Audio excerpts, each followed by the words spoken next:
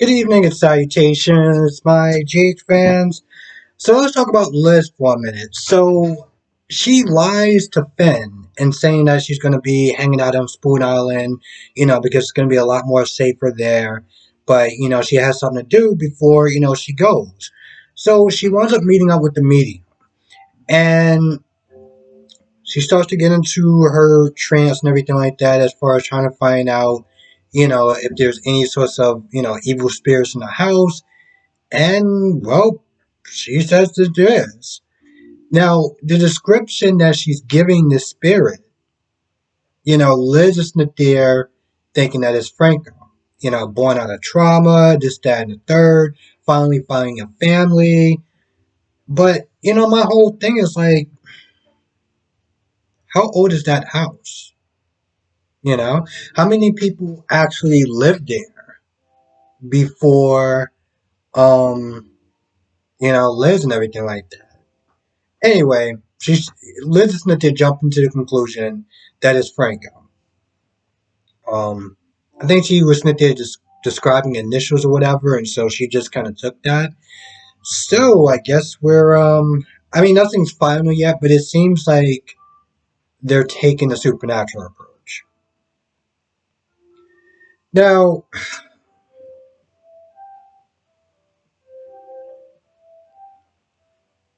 I don't know how a lot of people feel about that, if that's the direction that they're going in. I'm okay with it personally. Back in the day, when I started watching soap operas, first it was One Life Lived, then it was Port Charles, and eventually it was GH. Um, if you watch Port Charles, you know that the Port Charles side really dived into the supernatural stuff, candles and um, angels and vampires and all sorts of other things that I can't remember. But the point is, they dived into a lot of supernatural stuff. So if they are gonna go that route, it'll be interesting. I'm okay with it, but at the same time, because I feel like GH is more of a grounded show, that is going to be a little kind of off personally if they decide to go that route. So probably going to be going up and down about that. For the most part, I'm okay with it, but I can understand why some people may not be. So Laura runs into Sunny, and he's just in deep thought. And Laura tells Sunny about the piece that they're doing. Asking Sunny, is that why you're in such a trance or whatever? And before she gets a chance to really sit there and talk about it, Nicholas comes in. I swear, I feel like this man. Here's the thing. I partly feel like this man has a death wish, but at the same time, I feel that he knows that Sonny wouldn't do anything to him because him and Laura are such good friends that I feel like Nick is not there hiding behind his mom, essentially behind his mom's friendship. Um, Nick starts going in on Sonny. Oh, you kidnapped Esme, and I believe Esme, and I don't think that she did it, and yada yada yada. And they go back and forth. And Sonny's like, you know what? Listen, I'm just gonna leave. So he starts to walk off. Nicholas puts his hands on his shoulders. Because he's like, don't you walk away from me. And I'm like, you privileged, I was like, you privileged prick. You have the audacity to sit there and put your hands on him. So, of course, he twisted it. And at that point, he let him go because, Sonny, Laura's like, let it go, stop it or whatever. And, the minute that he broke free, he saw Martin Green like, oh, look what he did. He broke my hand and this, that, and the third. I'm like, bro, shut up. I mean, what are you going to do? Sue him? I mean, you can sue him, but he has the money, so. Also, he has a really good attorney, so, there is that. Just the fact that he was in there acting like a damn man child about it afterwards. Like, bro, you put your hands on him. And now you want to sit there and start whining and crying? Like, are you kidding me? So after that, Sonny leaves. Halfway through this conversation, Laura's like, listen, if you got nothing nice to say, just don't say anything. But of course, Nicholas, being the jackass that he is, decides to keep goading him. So now, his arm is all hurting, and it's like, oh, I'm fine. I box and stuff like that. I'm like, all right, cool, get in the ring with Sonny. Get in the ring with Sonny. You box, right? Get in the ring with Sonny. Sonny loves to box. In real life, Maurice Menard also loves to box, but Sonny loves to box. Why don't you get in the ring with him? So, Laura's like, go to the hospital. He goes to the hospital and he talks to Finn, and Finn is like, I want to thank you for, allowing Liz to stay over. And Nick was like, yeah, I have no idea what the hell you're talking about. Like, she might have called me, and I think I didn't miss it or whatever, but now at this point, Finn is like, all right, so where is she? I'm like, Liz, why did you feel you need to lie to him for? You can sit there and say, oh, I'm going to go meet the medium for a little bit. What was the reason for the lie? I really don't understand that.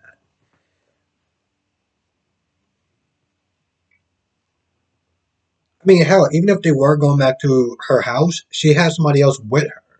So I really don't understand why she felt the need to lie.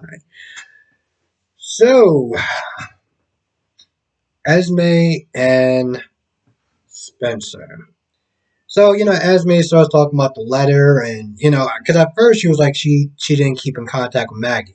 But then she was like, yeah, I did, this, that, and the third. And actually, she does this whole explanation of why she kept in contact with her and her father. And of course, Esme was like, I don't know who my father is, which, at this point, we're all fan theorying that is Ryan. But she's like, yeah, yada yada yada, are we good? Do you trust me? This, that, and the third. And of course, he lies. He's like, yeah, I trust you. And of course, at this point, Esme, she wants to get physical.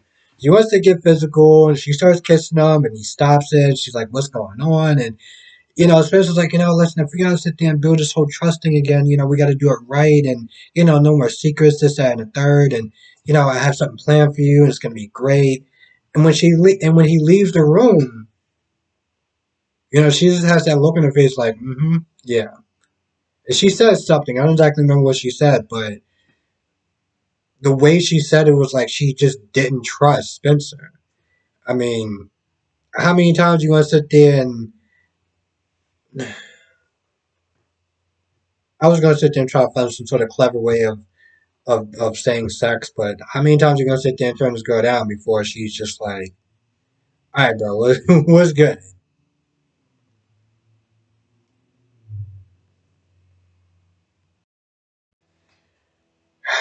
So, Nina. Nina goes to visit Nell. And I'm going to be honest, some of the things that she was saying just went right back and it pissed me off. And it just reminded me of why I didn't like this character. After a while, she started talking about Carly and how Carly tortured both of them. And I'm like, Nina, you seriously lost your goddamn mind.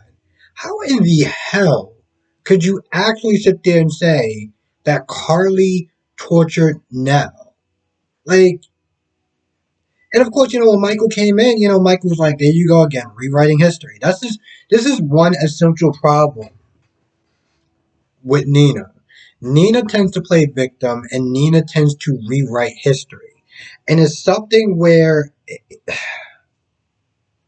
it gets to a point where it just gets really annoying to sit there and listen to her talk. Um, Especially how she tries to turn things around and tries to make it seem like she's the victim and Nell's the victim and I want to sit there and make sure that people don't sit there and forget you and you have an ounce of goodness. And I'm like, how the hell could you sit there and even say that? You didn't raise her, you didn't know her at the time, and when you did find out about her, um you pretty much kind of called her out that everyone else in town had called her out. But now she's all like, oh, I want to sit there and make sure, other people didn't act like you didn't exist and yada, yada, yada. And I'm like, are you kidding me? And of course, she went back to the flashback where she was sitting there talking to Carly when she was all like, oh, well, just that Wiley, Willow isn't she isn't your birth mother.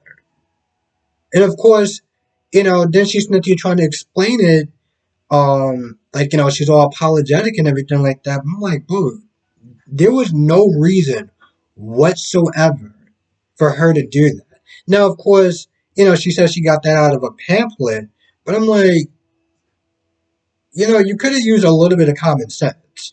A little bit of common sense would have went a long way. But, it was mistakes like that that made them distrust her in the first place.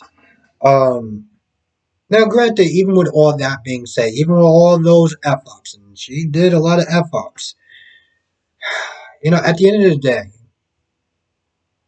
she does have visitation rights. Well, she has the right to. Okay, let me change this around. She has the right to file for visitation rights. That is something that she does have. Um, Regardless of what regardless of what regardless of what Willow and Michael, do or don't want. At the end of the day, she has the right to file for a petition. And as much as I don't like Nina, I really don't like Nina. And it's all right. Um,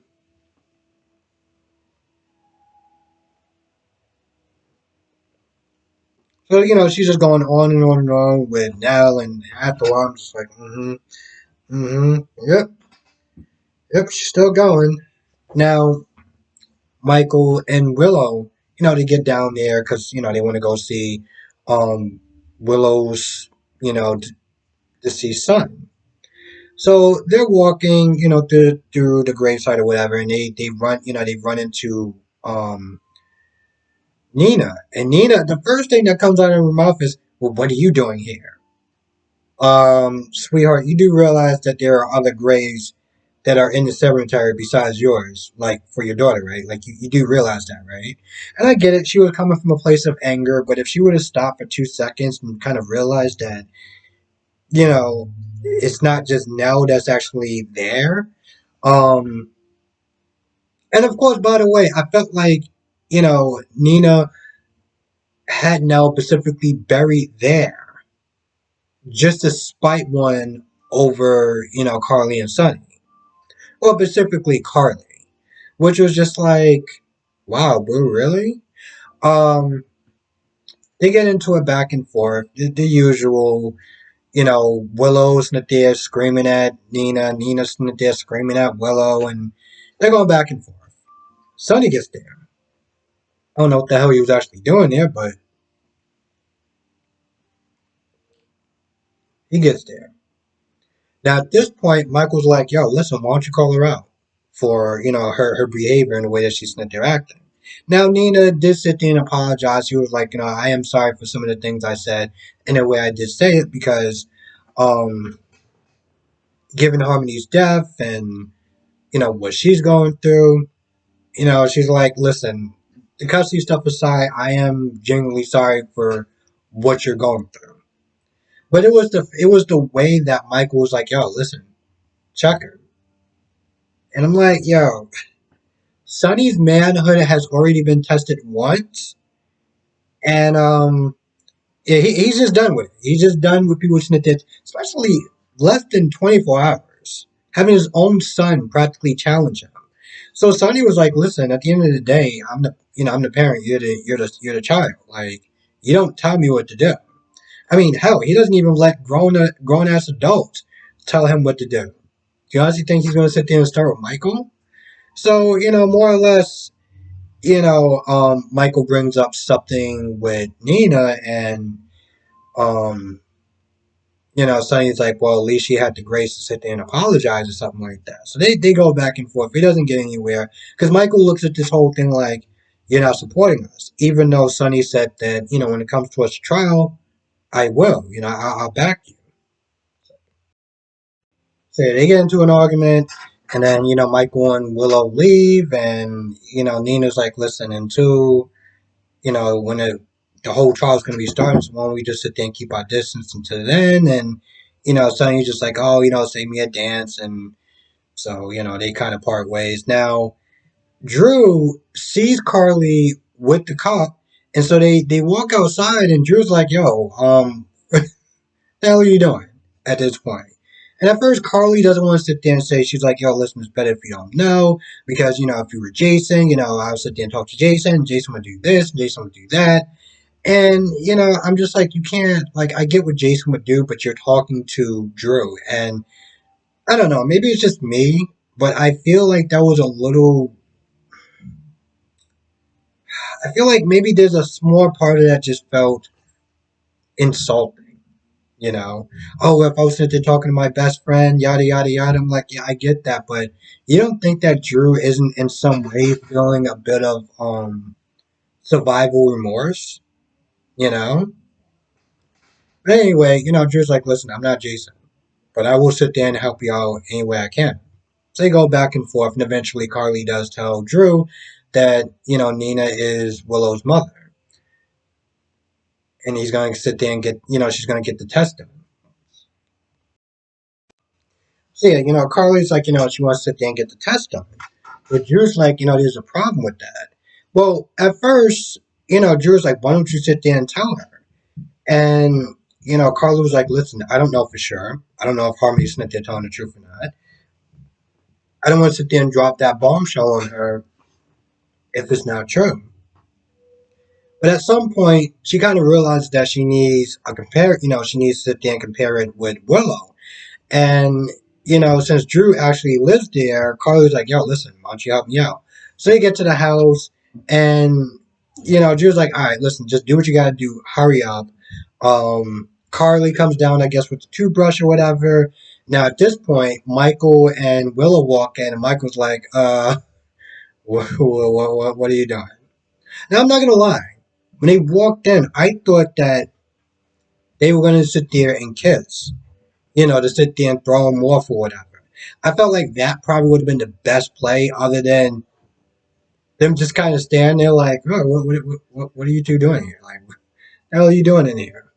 I mean, it's a little kind of odd. I mean, I get it. That's his mom and that's his um, uncle in a sense, but still, them just being in the living room there is not really tracking.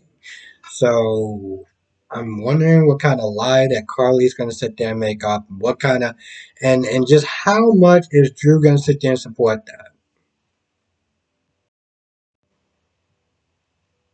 I'm not gonna lie, I feel like that's about it for the most part. I don't think I really missed too much of anything. Hmm, It's an okay episode. I don't know. Sometimes with these episodes, I kind of just gotta be like, you know what? Let's not get it. Can't be super action and super suspenseful all the time, but I'm not gonna lie. I feel like there's times we have episodes like this where it's like, oh, thank goodness I'm sitting there watching Days of Our Lives. Um, but it wasn't a terrible episode, so there is that. Anyway, with that being said, I'm gonna go. I want to thank you for watching. Be safe. Let me know what your thoughts are in the comment section below, and I'll see you in the next video.